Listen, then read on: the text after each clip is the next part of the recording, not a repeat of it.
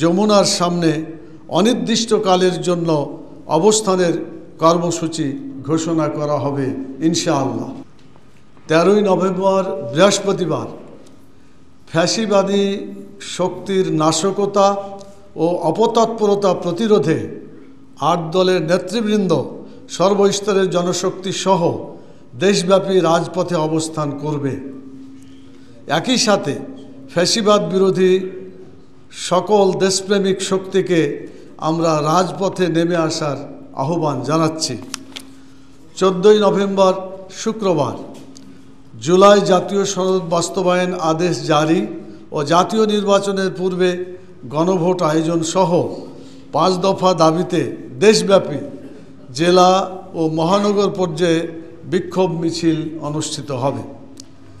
16ই November রবিবার আন্দোলনরত 8 দলের শীর্ষ নেতাদের বৈঠক সকাল 11টায় অনুষ্ঠিত হবে।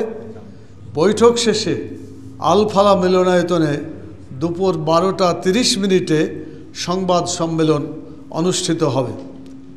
এর পূর্বে জনগণের 5 দফা দাবি মেনে নেওয়া না হলে উক্ত সংবাদ সম্মেলন থেকে প্রধান উপদেষ্টার কার্যালয় যমুনার সামনে অনির্দিষ্টকালের জন্য অবস্থানের কর্মসূচি ঘোষণা করা হবে ইনশাআল্লাহ। যে যারা জুলাই সনদের আইনি ভিত্তি এবং এটাকে বাস্তবায়ন সেজন্য গণভোট এটা যারা মেনে না নেবেন তাদের নির্বাচন একেবারে 2024 সালের আমি আর দামির নির্বাচনের পরে 5 বছর যোগ করে 2029 তাদেরকে অপেক্ষা করতে হবে।